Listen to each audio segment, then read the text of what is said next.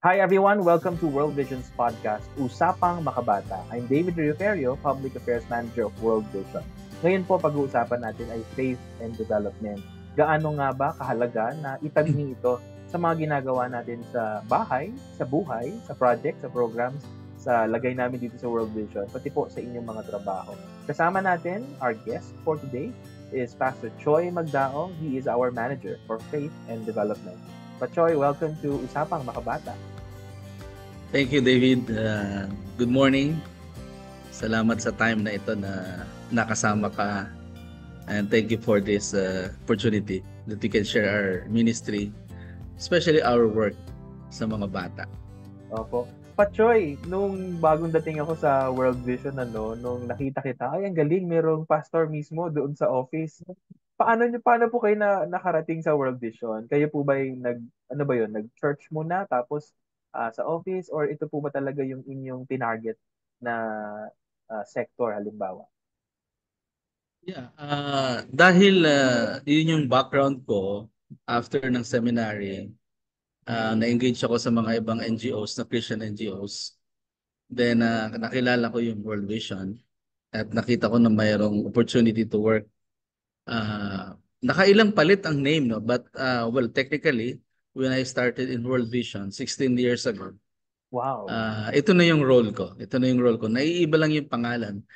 Yung first time na nag-involve ako sa World Vision, ang tawag doon ay Christian Witness Specialist.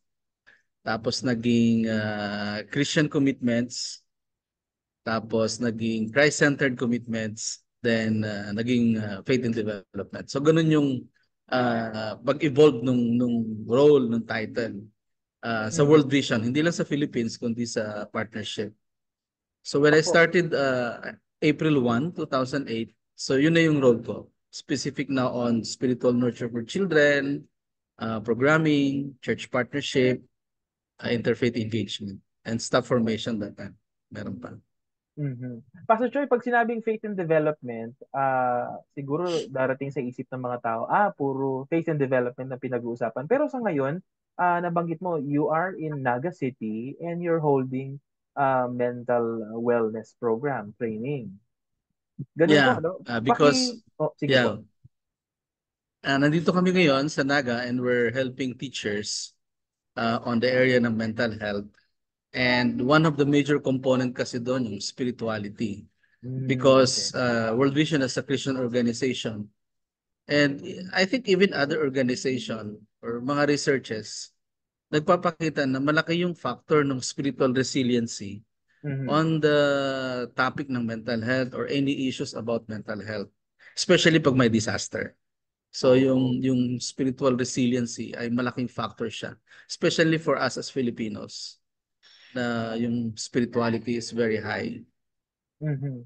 Pastor Choi, nabanggit mo yung disasters. Ano bang pakiramdam dun sa mga nakausap mo, sa mga na-experience mo, na-observe mo, anong pakiramdam ng isang pamilya o ng isang taong nasalanta ng ganitong kalamidad? Yeah.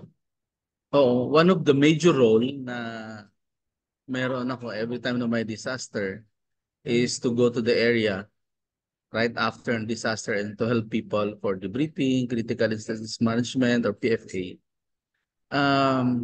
Iba ang feeling na Oo. affected ka. Mm. Iba yung feeling na okay kayo dati tapos mawawala lahat sa isang iglap like what happened in Yolanda, in Bohol, yung mga major responses natin. Iba yung feeling, especially when we were in Marawi, na yung mga kapatid natin, mga Muslim, na totally nawala sa kanila lahat. Mhm. So, mahirap yun. Isang napakahirap na sitwasyon yon na kung saan ang pwedeng panghawakan nilang nila yung kanilang pananampalataya at yung kanilang Mhm. spirituality.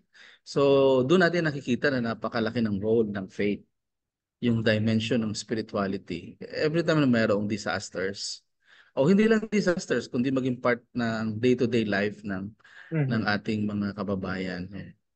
Marami kasing questions every day eh. Mga faith Mhm. questions na dumarating Tulad kapag ng nalulungkot Patchoy, ka, kapag halimbawa. nade-depress ka. Mm. Halimbawa, kapag na may mga disaster, bakit nangyari sa amin ito? That's a common question. O Mm. lalo pag may mga namatayan during the disaster na hindi expected. Ano bang ginawa naming masama? Or kaya yung question na bakit ako? Oo nga. Hindi naman ako masama. Bakit hindi na lang sila? Yung Paano mga ganong sinasagot question. yun, Pachoy? Kasi parang, ako baka, siyempre wala na akong training, no? Baka ma-put on the spot ako. Ikaw, as an expert, paano nyo siya ah, sinasagot? Well, yun yung pinakamahirap na tanong na pwedeng ma-encounter. Pero napakalaki kasi yung ministry ng listening eh. Na you just be Listening, there to okay. listen, na makita ng mga tao na yung pagtatanong noon is a natural na pagtatanong dahil nandun sila sa ganung kalagayang sitwasyon. Mm-mm. I mean, hindi mo hawak yung mindset kasi ng tao din kung Okay. paano niya tinitingnan ng Diyos dahil depende rin yun sa kanyang religious background, depende rin sa kanyang faith background. Pero those questions ay sa akin personally, yung mga ganong tanong ay ino-honor ng Panginoon. And we glorified God every time we ask questions like, Lord, bakit naman ganito? Bakit nangyari ito sa akin? Kasi pagpapakita yun na kahit pa paano, nagdidepende ka pa din sa Panginoon. Oh, okay. World Vision as a Christian organization, I think yung sagot na yun, mahirap sagutin eh. But the Mhm. way we do our work, na makita nila na nagre-response tayo, manifestation yun ng love ng Panginoon at ng kanyang presence in the difficult times ng kanilang life. Ano ba, nawalan sila ng lahat, nawalan ng mga mahal sa buhay, wala silang maasahan. Mhm. Yung pagbibigay mo ng relief goods na mayroong Ah, sense ng value, may sense ng respect, malaking manifestation yun na masabi nila na may Diyos pa din. Ibig sabihin na pag nagbigay ka ng mga relief goods, pag nagbigay ka ng mga services, hindi nila mafe-feel na kawawa talaga sila okay. dahil nandun sila sa ganung sitwasyon. Kaya ngayon yung ini-ensure natin every time na may mga disaster, na gusto natin na ma-feel nila yung love ng Panginoon kahit hirap na hirap sila. By giving the quality of our goods, by giving yung mga yun na in a way na kung saan mafe-feel pa rin nila yung respect, na meron pa rin silang makikitang malalim na pagkatao sa sarili nila. Kaya lang nataon lang na nandoon sila sa time na yon na hindi naman talaga nila gusto. Mhm. So I think yung malaking bagay yun. How do we Pacho, ang respond? ganda naman ng mga sinasabi mo. So number one, natututo na ako. So number one, yung listening. And then pangalawa, no, yung even yung pag-ask ng mga tanong.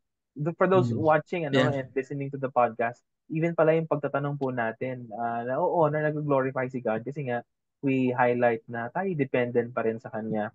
Mm. Pachoy, ito bang ginagawa mo? Meron siyang training para sa'yo, no? Or palagay mo ba every day, every time na you'll go out dun sa field or you'll talk to staff, meron ka bang nadadagdag din sa'yo at meron kang binabawas din, ina-unlearn kumbaga? Yeah, yeah. When I started World Vision, kukunti lang naman din naman yung experience and yung kaalaman. But the organization is very kind enough to give yung opportunity sa mga staff ng capacity building on this area, on a Mhm. specific area. Like in my work, yun, yung marami na provide yung organization na training, mga workshop, and sa area ng mental health, yeah, yung pagkakapacitate, not only here but also abroad, para makatulong sa mga tao. I mean, ini-equip naman ng organization Mm-mm. ang mga staff para talagang masabi na magiging efficient sila doon sa area na kanilang ginagawa. And not only that, syempre, naipon na rin yung mga experiences mo and you Okay. learn a lot from people, no? So mas marami yung learning ko doon sa mga tao, sa mga Mm. partners, na dadalhin mo doon sa mga susunod na interventions mo. So Mhm. malaking halaga yon, malaking bagay yon na ginagawa mo yung ministry because you learn from your experience, especially from our partners. Hindi kasi natin kinoconsider sila na recipient lang eh, na Okay. sila yung matuto sa atin, but we consider them, we value them na partner natin, and yung learning is an exchange process. Well, actually, mas malaki talaga, o mas marami tayong natututunan sa kanila kaysa Mm-mm. yung mas natututunan nila sa atin. Usually, Pachoy, gaano katagal ba nagsistay ang World Vision kapag halimbawa may disaster? O di kaya naman, kung walang disaster, yung mga regular na operations natin sa area programs nating tinatawag. Yan, depende yun sa ano, depende sa calamity na dumating, kung gaano siya ka-grabe, at depende rin kung paano tinitingnan nyo ng organization, especially sa assessment. Mm, Pag mga okay. masyadong talagang sobrang disaster like in Yolanda, ang tagal natin doon. More than 3 Mm, years yata tayo doon. wow. Pero but we already responded sa mga disaster na 1 week lang, 2 weeks lang. So depende kung hangga't kailangan tayo ng community. So yun yung ano, no, sa tingin ko yun yung mahalaga. Na Mhm. ma-feel nila na hindi lang tayo basta pumunta ron umalis agad. Kasi yung proseso naman nun, hindi lang siya yung mamimigay ka. So usually may mga ginagawa pa tayong mga initiatives after that para Mhm. talaga fully capacitated sila after we live in the community. Opo. Yeah. Pachoy, itong faith and development, ini-integrate natin sa iba't ibang programs like health and nutrition, Mm. education, Yeah, livelihood. yeah, yeah. Pwede mo ba kaming i-expound mo yon? Paano natin ginagawa yon? Paano Mm. tinuturo sa mga communities halimbawa? Yeah. Siguro yung basic kasi doon na frame of mind is because we believe that spirituality is a major component ng well-being ng mga tao, lalo ng mga bata. I mean, hindi mo siya pwedeng i-separate dun sa ibang basic need niya. Because Mhm. kung ang mga bata, pumayat siya, nagkasakit siya, magtatanong siya kay God bakit siya nagkasakit. O kaya sa area ng child protection, siya ay na-abuse, magtatanong siya kay God bakit nangyari sa kanya na hindi niya naman gusto. Ibig sabihin, Mhm. spirituality is a major component ng pagkatao ng isang tao, especially sa mga bata. Part Mhm. ng kanyang child well-being. Kaya pag tinignan natin yung intervention natin sa organization, dapat holistic yung approach nun. Mhm. Hindi natin pwedeng i-dichotomize yung mga need ng mga bata. At malaki nga, tulad ng sabi ko kanina, malaki yung factor ng resiliency at yung values formation doon sa kanilang future. Mhm. Kasi kasi kung gawin man natin yung mga bata na makapag-aral ng magaling, maging mahusay, maging matalino, sira naman yung values, sira naman yung spirituality, dadagdag lang yan doon sa mga sakit na ulo ng leader ng lipunan ngayon. Di ba? So yun yung malaking factor nun. Pero pag yung bata lumaki ng maayos, may takot sa Diyos, may respeto sa kapwa, may mapagmahal sa kanyang sariling bansa, part yun ng mga values at spirituality na natutunan niya sa atin, I think mayroong malaking assurance na pag yung batang yon nagkatrabaho in the future, maaasahan natin yun na magiging malaki yung kanyang contribution sa bansa. So yung mga ganong tinitingnan. So pag ini-integrate natin yung halimbawa sa education, so Mhm. naglalagay tayo doon ng spiritual nurture for children sa education. Okay. Especially sa area ng life skills. 'Di ba Mhm. kasi gusto natin maturuan yung mga bata na matuto araw-araw. Pag So sinabi part ng mong life kanilang skills, life skills, Patchoy, ano nga yan, bukod sa araw-araw siya, ano pa paki-describe mo nga na maigi, life skills? yung life skills, yun yung pwedeng magamit niya sa Mhm. panahon na talagang nagigipit siya. Is magiging part na yun ng kanyang skill, Mhm. ng kanyang pagkatao. So nilalagay natin siya sa education, halimbawa. Kasi, halimbawa sa mental health, so yung mga bata ngayon, hirap na hirap sa pag-aaral natin. Alam naman natin yung datos na ang baba ng ating sa area ng education natin. Mhm. So at least meron siyang skill na pahalagahan yung pag-aaral dahil yun yung sinasabi ng kanyang spirituality, ng kanyang values. O kaya yung life skill na tingnan yun sa aspeto na may plano si God sa akin kaya kailangan ko mag-aaral Aha. ng mabuti. Yeah. O kaya kapag nagkakaproblema siya sa pag-aaral niya, sa magulang niya, sa parents niya, at least alam niya paano mag-pray, paano yung basic na lumapit sa Diyos, Mhm. paano yung basic na tingnan yung spirituality niya na major component ng kanyang resiliency. So yon, kung sa health naman, ganun din, tinitingnan yon. Halimbawa sa Go Baby Go natin na program, so nilalagyan natin ng spiritual nurture for children. Kasi Mhm. yung mga parents, nilalagyan natin ng component na kapag nagpa-breastfeed ka ng iyong anak, hindi lang siya breastfeed, na talagang breastfeed lang. May component yun ng spirituality na habang binibreastfeed mo yung anak mo, pwede ka mag-reflect na itong anak ko na to is a blessing from God. Mhm. So ano yun, magkaiba yung ano nun, magkaiba yung result nun. O kaya habang pinapakain mo yung anak mo, alam mo na kailangan mo siyang pakainin ng sustansya kasi siya ay regalo ng Diyos, siya ay dapat mong pagyamanin. O kaya naman sa pagpapalaki, ganun din, dapat niyang tingnan na ganun yung perspective dahil may component ng spirituality. Galing. So, ganun, kahit sa ating mga community programs sa CSP natin, so nilalagyan din natin yung role ng mga faith leaders kasi ang World Vision naman po ay hindi simbahan. We Mhm. partner with the church. Aalis ang World Vision sa community. Pinakamatagal na siguro 25-30 years sa ating experience.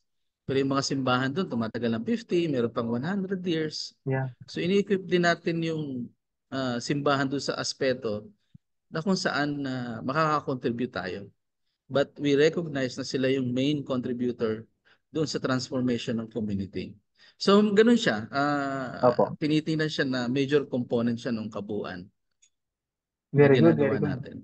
Pachoy, kakatapos lang ng Vivo namin kanina sa team. Tapos yung, di ba yung tema natin ngayon is yung dapat nga meron tayong healthy lifestyle.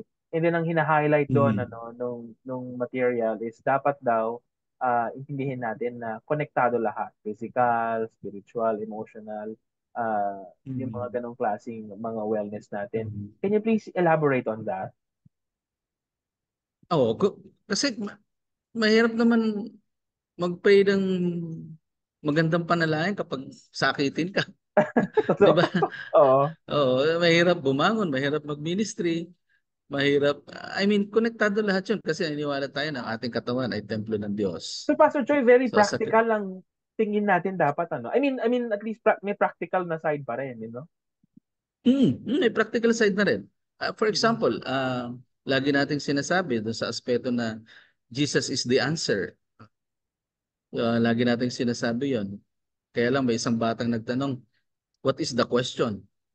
Oo. So, if Jesus is the answer, sabi nila, what is the question po? So basic 'yun na dapat maintindihan natin yung individuality, yung question ng mga bata o yung Mm-mm. question ng mga community para masabi natin sa kanila that Jesus is the answer for those questions. Otherwise, may disconnect doon Okay. kapag hindi natin ma-communicate properly. No? May malaking disconnect kasi hindi nila ma-feel. Hindi nila makikita na tayo as World Vision, we follow the Lord Jesus Christ, that Jesus is really the answer for those questions. Kasi hindi nga natin alam yung tanong eh. Kaya nga mahalaga na yon, inaalam natin yon sa mga programming natin. Pag mag-start tayo ng area program, grabe yung assessment natin, grabe yung reflection series sa mga communities, with faith leaders, para malaman natin ano ba yung mga questions dun sa communities na yon. Spiritual ba yon? Physical ba yon? Para masabi natin that Jesus can, siya talaga yung answer for those questions. Mhm. Pastor Choi, siguro before you give your final message ano para doon sa mga children, families and communities na katuwang ng World Vision for this development and humanitarian projects, can you please encourage din yung mga gumagawa ng ganitong programa na mahalaga na dapat pati yung spiritual aspect, character building, values formation ay yun nga integrated sa mga projects nila. Yeah. Siguro yung reality na hindi po tayo kinreate as human being. We are also created as spiritual being. So when we do our ministry and when we do our work, hindi natin dapat paghiwalayin yon. Kasi hindi naman pwede talagang mahiwalay yon eh, as we do our intervention. People need our physical health, but at the end of the day, they will recognize yung presence ng Panginoon and they will ask, nasaan na siya, no? Sa buhay ko ngayon, sa tao. So dapat lagi magkasama yon. Especially as we do our ministry with children, no? Napakalinaw na anumang intervention na ginawa natin sa mga bata, kapag hiniwalay natin yung dimension ng faith, yung dimension ng spirituality, mahirap yun. Hindi holistic kasi yung approach. So dapat malaking consideration talaga ang spirituality. In our experience, for me personally, and my experience in World Vision for more than 16 years, at the end of the day, mas na-appreciate ng mga tao, ng mga bata, yung ginawa ng World Vision because kahit pa paano natulungan nila na makilala ang Panginoon. Mhm. Siguro as I close, yung very unforgettable story sa akin when I went to the field many years ago. Sabi ko doon sa isang bata, ano yung malaking pinagpapasalamat mo na ginawa sa'yo ng World Vision? Kasi mag-end na yung World Vision in that Mhm. area. I think in Biliran, many years ago. So, ina-expect ko na nagbigay ang World Vision ng, ano mo yun, na typical na gamit sa school o Mhm. any. Sabi niya, ano po, ang pinakamalaking pinagpapasalamat ko po sa Panginoon na bukod sa natulungan kami lahat, makapag-aaral po kami, Siguro po yung reality na nagkaroon ako ng awareness kay God. At yun po yung nagiging inspiration ko from time to time. Kapag dumarating po na malabo yung aking future, pag tinitingnan ko siya na malabo, o kaya may mga personal po problema. Kasi naalala ko po yung mga lessons na tinuturo sa amin ng mga church partners, ng mga church workers na tinray ng World Vision. So I think malaking component yun, no, na wag nating, as we do our intervention, wag nating pagwatak-watakin. Kasi wag nating paghiwa-hiwalayin yung intervention na yun. Kasi, yun nga, napakahalaga ng spirituality as we do our work because that's the reality of life ng bawat individual. Na we are not only created as human being, physical being, but most of all, we are created also as a spiritual being. So our intervention must be whole. In our approaches, dapat buo din. Para makita talaga natin yung holistic transformation at makita natin yung journey ng mga bata, ng mga community, dun sa aspeto at sa framework na yan. So siguro yun lang, David, na ayun lang yung pwede kong i-share.